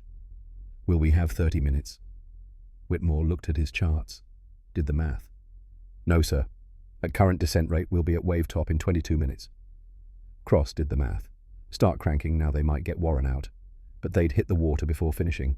The distraction, the effort, the loss of focus. They'd crash. Everyone would die. Wait until the last minute, maybe Warren could get the turret far enough to escape. But probably not. Almost certainly not. It was 9 lives versus 1. The captain's burden. The choice no one should have to make. Warren Fletcher made it for him. Captain, don't waste time on me. I knew the risks when I volunteered for this position. Keep flying. Get the others home. That's an order from a dying man, sir. Cross felt something break inside his chest. Physically break, like a rib cracking, like his heart tearing. Warren, sir, please, let me do this. Let me matter. Let my death mean something. The intercom fell silent. Above them, Elliot Brennan heard every word. His throat tightened, his vision blurred, hot tears in cold air. Another life he couldn't save, another Garrett Sullivan, but this time at least the kid wouldn't die alone. This time someone would be there, someone would witness, someone would remember. Inside the cockpit, Cross made his decision, the hardest decision of his life. Crew, listen to me. Warren Fletcher is choosing to give us minutes so we can have years. We're going to honor that choice. We're going to survive. We're going to get home. And we're going to make damn sure his family knows what he did. We're going to make sure his sacrifice matters. Understood. 8 voices. Quiet. Broken. Determined. Yes, sir. Cross looked up. Saw the P-47 still circling above them. Still there. Still protecting. Eli, you still with us? Brennan's voice came back, steady despite everything. Still here, Theo. Not going anywhere. And in that moment, something profound happened. The crew of Promised Return, 8 men facing death, understood why they'd voted to stay instead of bailing out over France. They hadn't stayed just to save themselves. They'd stayed because the fighter pilot above them had chosen to die alongside them. They'd stayed because Warren had chosen to die for them. They'd stayed because some things mattered more than survival. 8 men exchanged glances through the intercom, no words needed, understanding passed silently. They were staying, all the way down, together. Above them, Brennan heard the silence, heard what it meant, understood. They're staying, he whispered to himself. They're staying for me. In that moment, Elliot Brennan understood what Garrett Sullivan must have felt, knowing men were risking their lives for you, knowing you were worth that risk to them, knowing your sacrifice mattered not because of the outcome, but because of the choice. It was the heaviest gift he'd ever received, and it made the promise the one he'd made at Garrett's graveside feel less like obligation and more like honor. He checked his fuel gauge. 18 minutes. The coast was 65 miles away. The bomber needed 40 minutes to cover that distance, 22 minutes short. But Brennan had stopped counting, had stopped calculating. Some things couldn't be measured in minutes and miles. Some things were worth more than mathematics. The R-2800 coughed. Once, twice. The propeller stuttered. 4 minutes of fuel remaining. 35 miles to the English coast. The mathematics were clear, final, unforgiving. Elliot Brennan was going to die. But he wasn't going to die alone, and somehow that made all the difference. 10,000 feet above the English Channel, 35 miles from the coast. The Pratt & Whitney R-2800 coughed again. Longer this time, more insistent. The propeller windmilled for 3 full seconds before power resumed, like a dying heartbeat. Irregular, failing. Lieutenant Elliot Brennan's hands moved on instinct. Every trick he knew, every technique learned in 72 missions, fuel selector to reserve tank, mixture to full rich, throttle back to minimum, propeller pitch to maximum efficiency, squeezing blood from a stone, trying to make something from nothing. The fuel gauge read 4 minutes. Below him, Promised Return descended through 8,000 feet. Captain Theodore Cross had performed a miracle keeping the bomber airborne this long. 2 engines, combat damage, hydraulics destroyed. The aircraft should have fallen 30 minutes ago, but Cross had coaxed, had trimmed, had flown with a precision that bordered on supernatural. 28 miles from the coast now. The English shoreline visible on the horizon. A dark line separating grey water from grey sky. So close. Close enough to see. Too far to reach. The R-2800 coughed a 3rd time. The propeller stopped completely. The sudden silence was deafening. Shocking. After 3 hours of continuous thunder, the absence of sound felt wrong. Unnatural. No more roar, no more power. Just wind. Just the whistle of air across the canopy. Just gravity. Brennan was a glider pilot now. 8 tons of steel and aluminum falling toward the ocean at 200 feet per minute. He keyed the radio. Voice steady. Calm. The voice of a man who'd accepted what was coming. "Big friend, this is Jersey Thunder. Engines out. I'm going in." Static. Then Cross's voice, thick with emotion. Braking. "Eli, no. Turn back to France. You can still make it. You've got altitude. You can glide 8 miles. Crash land. Survive. Please." Brennan looked back at the French coastline. 8 miles. Maybe 10 with his current altitude. He could make it. Land in a field. Walk away. Spend the rest of the war in a POW camp, but alive. His mother would get him back eventually. His brother wouldn't have to work the farm alone. He could live. All he had to do was turn left. Instead, he looked forward. At the bomber. At 9 men who'd chosen to stay because he'd stayed first. "Negative, Theo. I'm staying with you. We're going home together or not at all." Brennan trimmed for best glide. 90 miles per hour. The P-47 descended at 200 feet per minute. He had 10,000 feet of altitude. That gave him 50 minutes of glide time. He'd use every second. The mathematics was simple now. Clean. No more fuel calculations. No more variables. Just altitude and distance and the inexorable pull of gravity. He positioned Jersey Thunder parallel to Promised Return. 500 yards separation. Close enough to be visible. Close enough that when they hit the water, the rescue aircraft would find both wrecks in the same area, if rescue came in time, if anyone came at all. In the ball turret of promised return, Sergeant Warren Fletcher watched the P-47 descend alongside them, watched the propeller standing still, dead stick, powerless. The fighter pilot had run out of fuel, had chosen to ditch with them rather than turn back to France where he might have survived. Because of Garrett, because of a promise made to a dead man, because brotherhood mattered more than survival. Warren thought about his own promises, the ones he'd made when he enlisted. To his mother, "I'll come home." To his father, "I'll make you proud." To his siblings, "I'll send money every month." He wasn't going to keep those promises. The ball turret was still locked facing down. Manual traverse had moved it maybe 15 degrees total. Not enough, not nearly enough to escape. When they hit the water, the plexiglass sphere would strike first, would be crushed between 65,000 pounds of aircraft and the unyielding ocean. The sphere would shatter, the ocean would flood in. He'd drown in seconds, maybe less. 20 years old. He'd never see his family again, never meet the baby brother his mother had written about, born last month, named after Warren's father, never get married, never have children of his own, never grow old, just 20 years. But he'd made his peace with it. Warren keyed the intercom one last time, voice steady, calm, accepting. "Captain, it's been an honor flying with you, all of you. Tell my family I love them. Tell them I died doing something that mattered. Tell them I wasn't afraid." Cross's voice broke. "Warren." "Sir, no speeches. Just get the others home. Make my death count. That's all I ask." Warren released the intercom key, reached into his pocket, pulled out the letter from his mother, read it one more time by the dim light filtering through the plexiglass. "We're so proud of you. Garrett would be proud." He folded the letter carefully, placed it back in his pocket over his heart, closed his eyes, thought about his mother, his father, his 5 siblings, the farm in Ohio, summers working in the fields, winters around the fire. Simple things. Good things. Hoped they'd understand. Hoped they'd know he'd made the choice willingly. Hoped his death would mean something. And waited. 5,000 feet. 15 miles from the coast. Cross made his decision. The words came hard, each syllable a stone. "Crew prepare for water landing. Assume crash positions. Impact in 6 minutes." The crew moved with practiced efficiency. They'd drilled this, knew the procedures, hoped they'd never have to use them. Lieutenant Whitmore secured the charts, stowed the navigation equipment, strapped in tight, shoulder harness pulled until it hurt, lap belt locked, double-checked. Sergeant Mitchell rotated the top turret to the forward position, climbed down the ladder, moved to the radio room, found the bulkhead, braced himself against something solid, something bolted down. Sergeant O'Brien gathered the radio codebooks, stuffed them into the weighted bag, canvas and lead, would throw them out the hatch just before impact.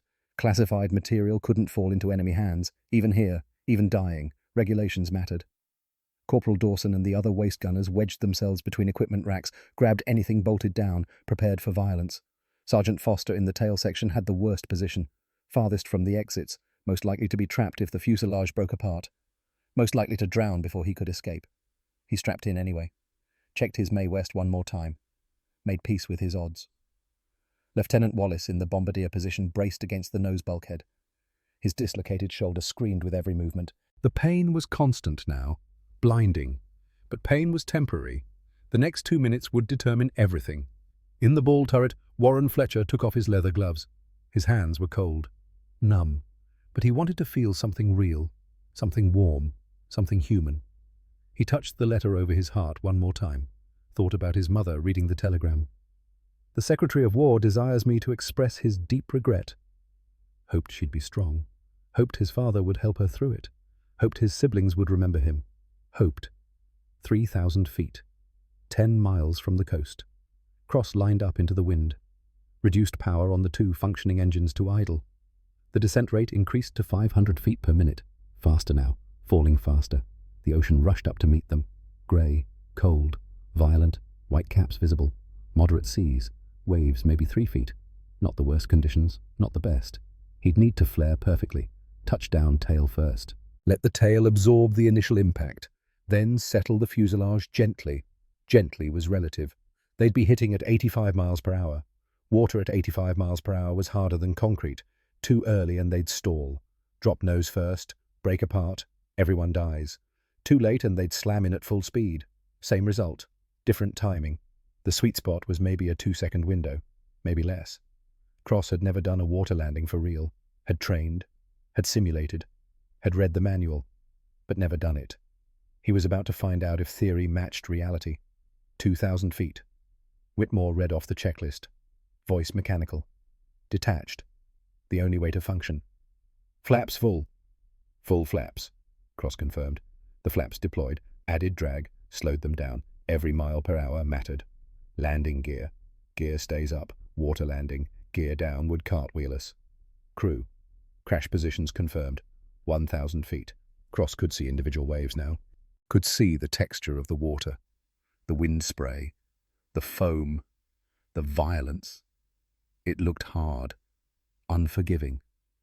Deadly. 500 feet. He pulled back slightly on the yoke. Gentle. Easy. The bomber's nose came up. 5 degrees. 10. The two right cyclones roared. Full power. Fighting gravity. Keeping the nose up. Bleeding off speed. 110 miles per hour. 100. 95. 200 feet. Cross's world narrowed. Tunnel vision. Nothing existed except airspeed and altitude and the feel of the controls. The yoke in his hands. The rudder pedals under his feet. The throttles. The instruments. Everything else disappeared. 100 feet. 90 miles per hour. Too fast. Still too fast. But it was what they had. 50 feet. 85 miles per hour. Better. Maybe survivable. Maybe. 25 feet. He pulled back harder. Flare. Maximum back pressure. The nose came up. The tail dropped. The aircraft hung in the air for one perfect moment. Defying gravity. Suspended. Then they hit. The impact was catastrophic. The ocean didn't yield, didn't cushion, didn't forgive. It was a wall. Solid. Moving at 85 miles per hour. The fuselage struck the wavetops and the entire airframe flexed violently. Metal screamed. Rivets popped like gunshots. Seams split. Aluminum tore. Water exploded upward in massive plumes. White. Violent. 50 feet high. The bomber skipped. The tail hit first. Absorbed the impact. Shattered. The entire tail section crumpled. Foster was thrown forward against his restraints. His head snapped back. Forward. Back. Whiplash. The aircraft lifted off the surface. Airborne again for 2 seconds. Then slammed down harder. The nose hit this time. Wallace felt the bombardier section collapse around him. The plexiglass nose shattered. Ocean punched through. He was underwater instantly. Cold. Shocking. Drowning. Inside, the crew was thrown forward against restraints. Equipment tore loose. Became projectiles. The radio rack ripped from its mounts. Flew forward. Missed O'Brien's head by inches. Embedded itself in the opposite bulkhead. The ball turret hit first. Always hit first. That was the design flaw. The inevitable outcome. The plexiglass sphere struck the water traveling 85 miles per hour. The sphere shattered instantly, completely. The ocean punched through like a fist through paper. The metal frame crumpled, collapsed inward. The structure that was supposed to protect became a cage, a tomb. Warren Fletcher died in less than a second. The impact crushed his chest instantly. Ribs broke, lungs collapsed, heart stopped, brain starved of oxygen. His last thought, the final electrical impulse in his dying brain, was of his mother's letter, of Garrett, of the fighter pilot who'd stayed. He never felt the water, never felt the cold, never felt afraid, just darkness. And then nothing. The bomber slid forward across the surface. 300 yards. 400. Friction fighting momentum. Physics versus physics. Finally stopping. It settled low in the water, tilting left where the damage was worst, where the number 2 and number 3 engines had been destroyed, where the wing was weakest. Water poured through 100 cracks and holes, through split seams, through shattered windows, through broken hatches. The aircraft had maybe 2 minutes before it sank. Maybe less. Cross unbuckled with shaking hands. "Everybody out now, now, now!" The crew scrambled, survival instinct overriding injury and pain and shock. Hatches opened. Men climbed onto wings, onto the fuselage, anywhere above the waterline, anywhere with air. Life rafts deployed. Automatic systems still working. Orange rafts, bright against the grey water. CO2 cartridges inflated them with a hiss. Cross counted heads as men jumped into the water.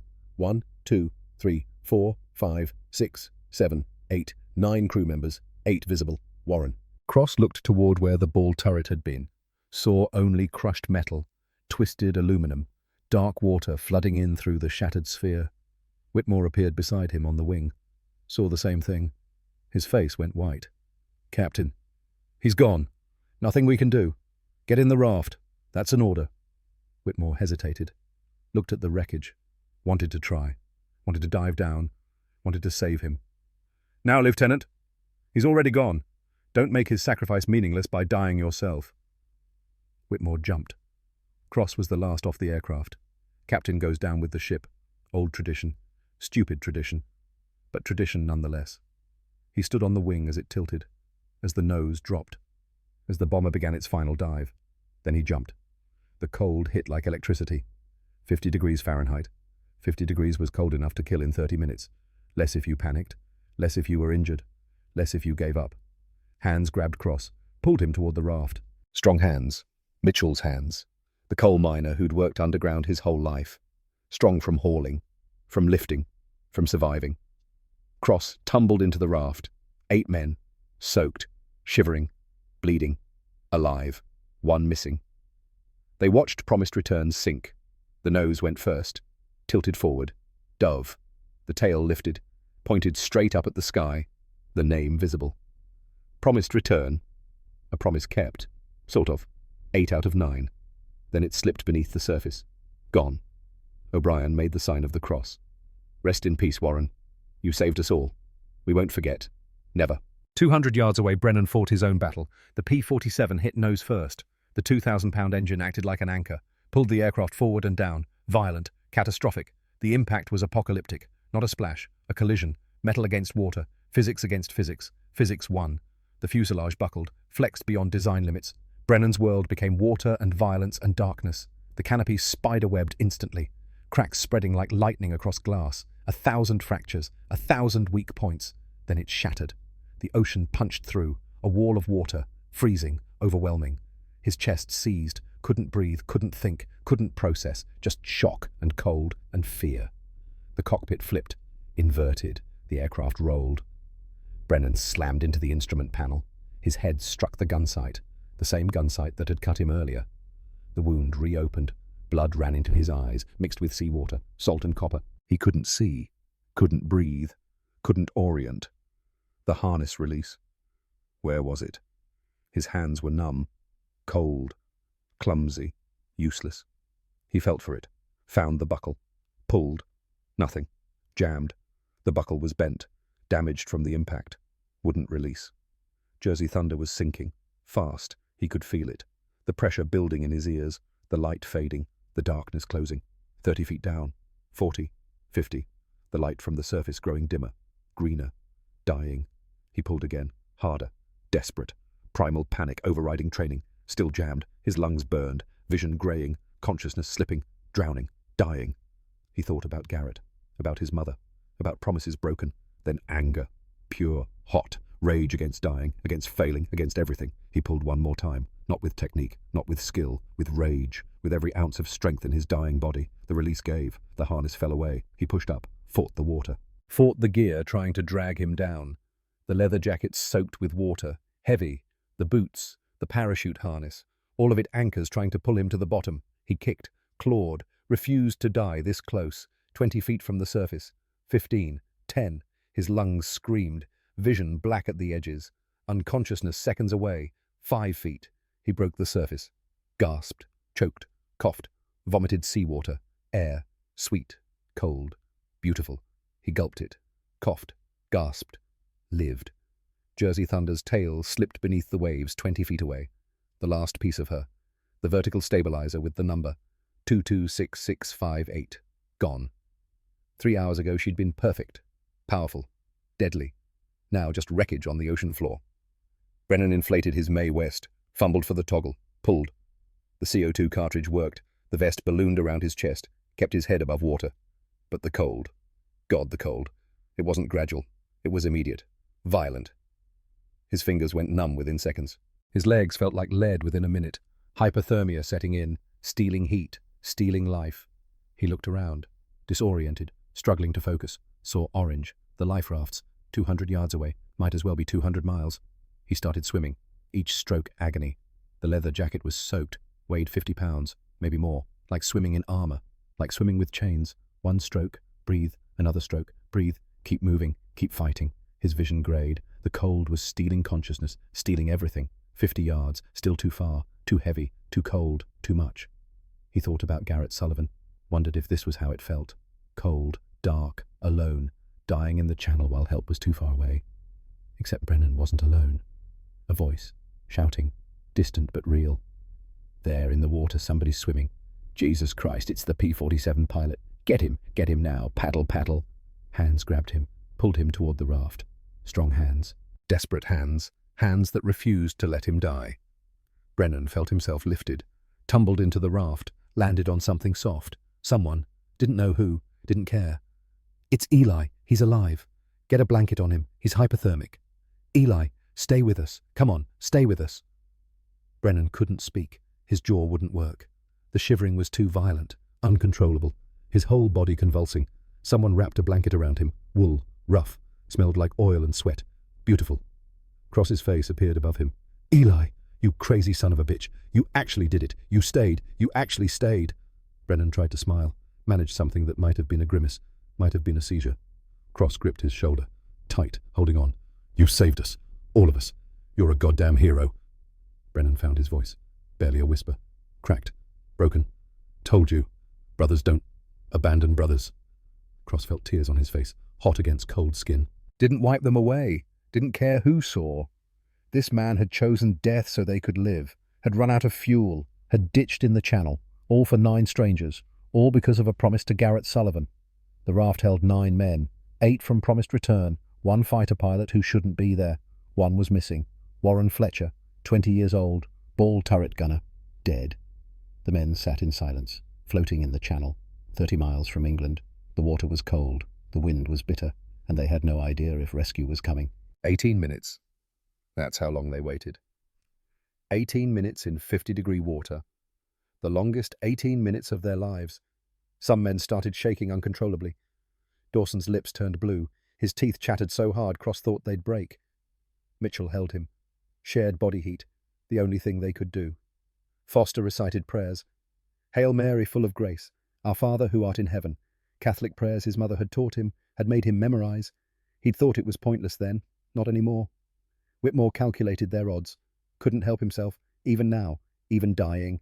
Water temperature 50 degrees, survival time 30 minutes without protective gear. They'd been in 18 minutes. They had 12 left. If rescue didn't arrive in 12 minutes, they'd start dying, one by one. Hypothermia didn't discriminate, didn't care about rank or courage or promises, just cold, just death. O'Brien saw it first. There on the horizon movement. A boat, small, fast, white wake, cutting through the waves. It's a launch air sea rescue, the men started shouting, waving, screaming, anything to be seen, anything to be saved. The launch changed course, headed straight for them. The British had been monitoring frequencies, had heard the ditching calls, had launched immediately, doing what they did, saving men from the channel. Day after day, mission after mission. How many had they saved? Hundreds, thousands. The boat pulled alongside, through lines. British sailors hauled the Americans aboard, one by one, gentle but efficient. They'd done this before, too many times, knew the routine. Brennan was 4th out of the water. 2 sailors grabbed him under the arms, lifted. His legs didn't work, couldn't support weight. They carried him, laid him on the deck. This one's in rough shape. Get blankets, hot tea, move. Cross came next. He immediately went to Brennan, knelt beside him on the pitching deck. Eli, you made it. We made it. We're alive. Brennan's eyes opened, focused, tried to focus. Warren. Cross's expression said everything. The hope dying, the reality settling. Brennan closed his eyes. 1 saved, 1 lost. The mathematics of war.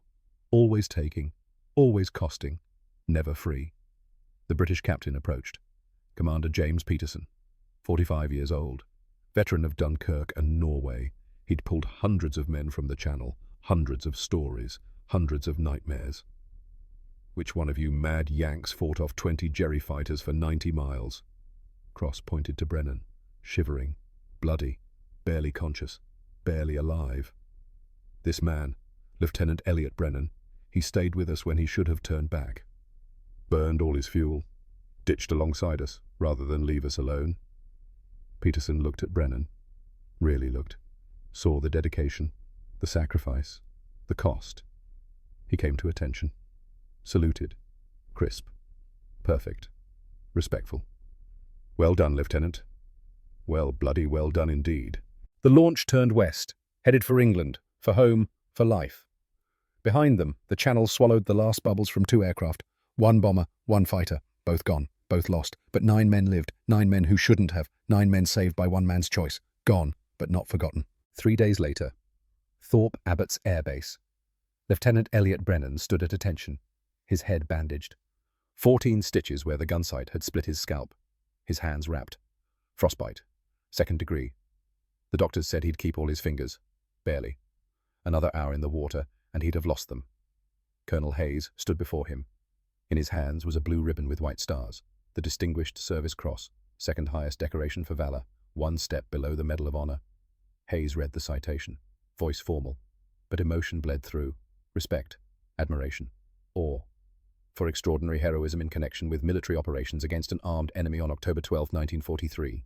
Lieutenant Brennan, flying escort for a heavy bomber formation, voluntarily remained with a crippled B-17 despite being ordered to return to base. Over the course of 90 miles, Lieutenant Brennan engaged approximately 20 enemy fighters, destroying 3 and damaging 4 while protecting the bomber crew. When his fuel was exhausted, Lieutenant Brennan chose to ditch in the English Channel rather than abandon the crew.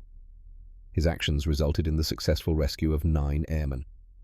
Lieutenant Brennan's valor and selflessness reflect the highest credit upon himself and the United States Army Air Forces.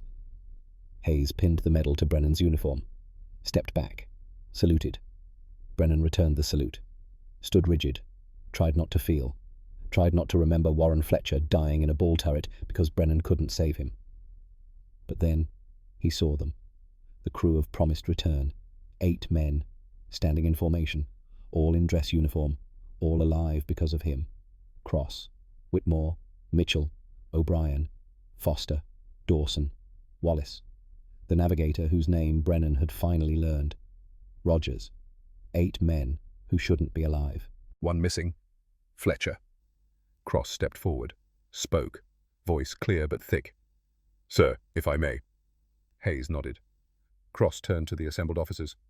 Gentlemen, Lieutenant Brennan saved 9 lives on October 12th. He fought when the odds were impossible. He stayed when he should have left. He chose death so we could live. That's not courage. That's something beyond courage. That's brotherhood. The 8 men snapped to attention, saluted in unison. Brennan felt his composure crack, felt his eyes burn, felt everything he'd been holding back for 3 days threaten to overwhelm him. The ceremony ended. Officers dispersed. But the crew surrounded Brennan. Cross shook his hand, gripped it tight, wouldn't let go. Eli, thank you. Those words aren't enough. Will never be enough. But they're all I have. Brennan found his voice. Theo, I lost Warren. I couldn't. Warren made his choice, just like you made yours. He died so we could live. Honor that. Don't diminish it with guilt. O'Brien pulled Brennan aside, handed him an envelope. From Warren's mother. I wrote to her, told her everything. She sent this. Brennan opened the letter with shaking hands. Dear Lieutenant Brennan, they told me about my son, about how he died, about how you stayed with him so he wouldn't be alone. Thank you. Thank you for trying. Thank you for caring. Warren wrote about you before the end. He said Garrett's friend was protecting them. He was proud to die with you there. I'm proud. Please know that Warren's death meant something. 9 families have their sons back because of him, and because of you. God bless you, Lieutenant. Signed, Margaret Fletcher. Brennan folded the letter, put it in his pocket next to his mother's letter. There's more, O'Brien said quietly. Warren's mother sent a photograph, taken a week before the mission. Brennan looked at the photograph. Warren Fletcher, smiling, young, alive, holding a tiny infant. Warren's sister had a baby, Born early October, named him Garrett Warren Fletcher, after both heroes, Warren's cousin and Warren himself. The baby Warren never got to meet. Brennan felt something break inside. Garrett's legacy, living on, through a child who'd never know either man, but would know their sacrifice. The war continued. Brennan completed his 75th mission. His combat tour done, he rotated home in December 1943. Back to New Jersey. Back to his mother who wept. Back to his brother who'd waited. Back to the farm. He never flew combat again. Became a flight instructor, teaching young pilots how to survive.